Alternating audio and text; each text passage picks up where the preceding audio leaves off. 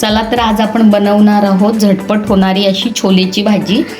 आपण ही छोले भिजवून घेतलेले आहेत। आता या छोल्यामध्ये आपण एक दालचिनीचा तुकडा टाकणार आहे आणि हे एक स्टार फूल आणि ही एक मसाला वेलची आणि हा एक तेजपान टाकणार आहे। त्याच्यानंतर या छोल्यांमध्ये थोडीशी अशी हळद, किंचित असं मीठ, जेणेकरून त्या छोल्यांना मीठ लागेल। आता आपण या छोल्यांना 3 शिट्टी काढून घेऊया।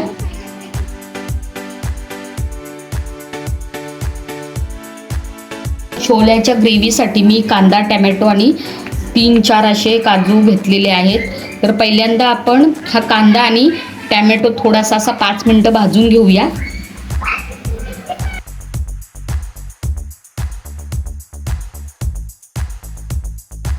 जास्त फ्राय करायचा नाही, म्हणजे तसा त्याचा कच्चा पण घालवण्यासाठी फ्राय करायचा आहे। तर कांदा फ्राय झालेला आहे, आता तो आपण काढून घेऊया।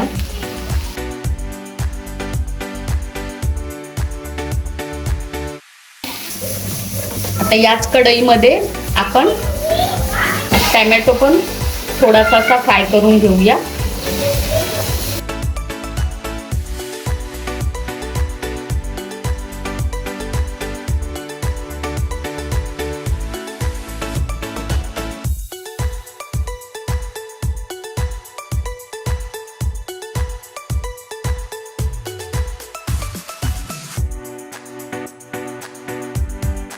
हे बघा, कांदा, टोमॅटो आणि हे काजू यांची आपण पेस्ट करून घेऊया।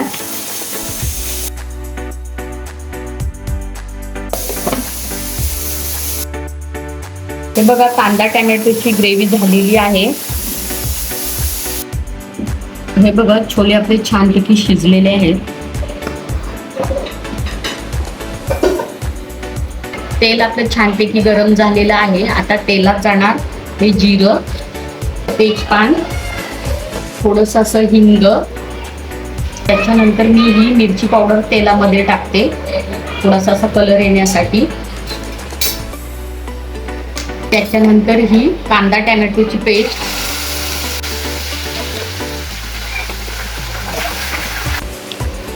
आता त्याच्यामध्ये जाणार थोडीशी आलं लसणाची पेस्ट।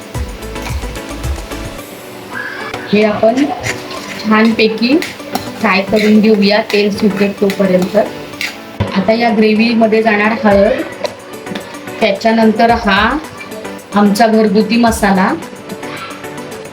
परत एकदा ही ग्रेव्ही या मसाल्यामध्ये छानपैकी अशी फ्राय करून घ्यायची।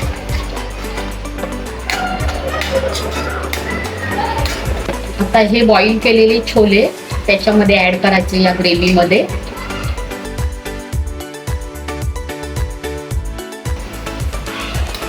आता आपण छोले शिजत टाकताना थोडंसं मीठ टाकलेलं। आता परत एकदा या भाजीमध्ये अंदाजे मीठ टाकून घ्यायचं। मिक्सरच्या भांड्यामध्ये थोडंसं असं पाणी टाकून या भाजीमध्ये ऍड करूया। त्या ताटावर थोडंसं पाणी ठेवून 5 मिनिटाची वाफ देऊया। त्याच्यानंतर मग आपली छोलेची भाजी लगेच तयार होईल। हे बघा, आता 5 मिनिटं झालेली आहेत। आता आपण त्याच्यामध्ये टाकूया छोले मसाला, त्याच्यानंतर ही थोडीशी अशी कस्तुरी मेथी, थोडंसं असं साजूक तूप टाकते मी 1 चमचा। आता याच्यामध्ये मी थोडंसं असं काळं मीठ असतं ना, ते टाकते, ते या भाजीचं सिक्रेट आहे।